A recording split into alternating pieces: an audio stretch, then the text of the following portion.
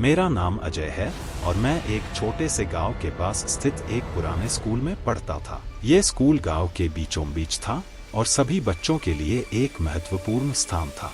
यह स्कूल अब बंद हो चुका है और इसके पीछे की कहानी इतनी भयावह है कि आज भी याद कर रोंगटे खड़े हो जाते हैं। मैं उस समय 8वीं कक्षा में था।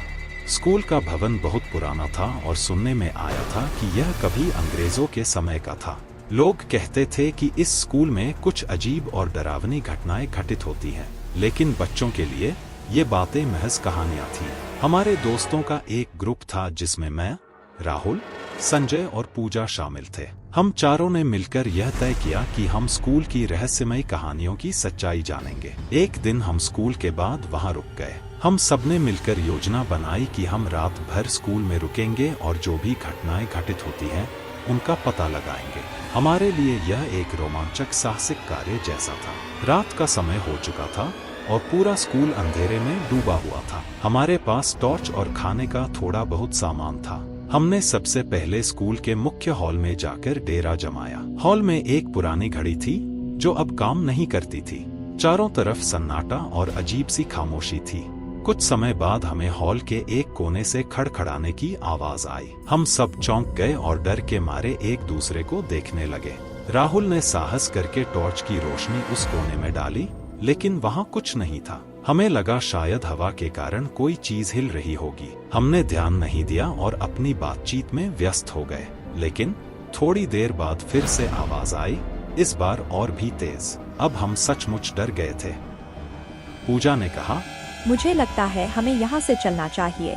लेकिन हम सबने हिम्मत दिखाई और फैसला किया कि पहले पूरे स्कूल का चक्कर लगाएंगे। हमने सबसे पहले विज्ञान प्रयोगशाला की ओर रुख किया। वहाँ की खिड़कियाँ टूटी हुई थी और अंदर का वातावरण बेहद डरावना था। अचानक हमें ऐसा लगा जैसे किसी ने हमारे पीछे से गुजरते हुए हल्के कदमों की आहट दी हो। हमने तुरंत पीछे मुड़कर देखा, लेकिन वहाँ कोई नहीं था। हमने प्रयोगशाला में कुछ भी असामान्य नहीं पाया और आगे बढ़े। अब हम लाइब्रेरी की ओर जा रहे थे, जहां पुरानी किताबों की धूल जमा थी और एक अजीब सी गंध फैली हुई थी। लाइब्रेरी में प्रवेश करते ही हमें लगा कि जैसे कोई हमें देख रहा हो। हमने चारों ओर देखा, लेकिन वहां कोई नहीं था। तभी एक पुरानी किताब अचानक शेल्फ से गिर गई। हमारी सांसें थम सी गईं। संजय ने किताब को उठाया और देखा कि उसमें एक पुरानी तस्वीर थी।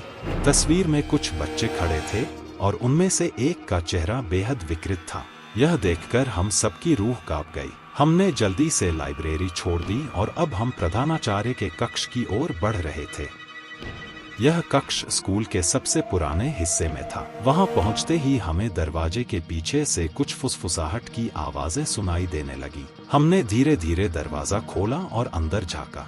कमरे में अंधेरा था और वहां की खामोशी हमारे दिलों की धड़कन को बढ़ा रही थी। हमने टॉर्च की रोशनी डाली तो देखा कि कमरे के कोने में एक पुराना झूला पड़ा हुआ था जो हल्के से हिल रहा था। हमारे दिलों में डर और जिज्ञासा दोनों की भावना थी। हम धीरे धीरे झूले के पास पहुंचे और देखा कि वहां एक पुरानी गुड़िया पड़ी हुई थी। तभी अचानक से झूले की रफ्तार बढ़ गई और गुड़िया ने अपनी आंखें खोल दी। यह दृश्य देखकर हम सब चीख उठे और दौड़ते हुए कमरे से बाहर निकले। हम अब मुख्य हॉल की ओर भाग रहे थे।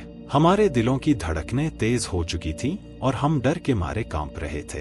तभी अचानक से मुख्य हॉल की घड़ी ने 12 बजने की आवाज दी, जबकि वह घड़ी सालों से बंद थी। यह देखकर हमारे होश उड़ गए। हमने देखा कि घड़ी की सुइयां खुद ब खुद घूम रही थी और एक आवाज आई, तुम यहाँ क्यों आए हो?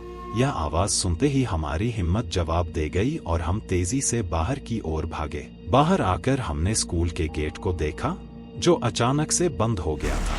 हम फंसे हुए थे और हमारे पास कोई रास्ता नहीं था। तभी हमें गेट के पास एक पुरानी महिला दिखाई दी, जिसने हमें इशारा किया कि हम उसके पास आएं। हम डरते डरते उसके पास पहुंचे।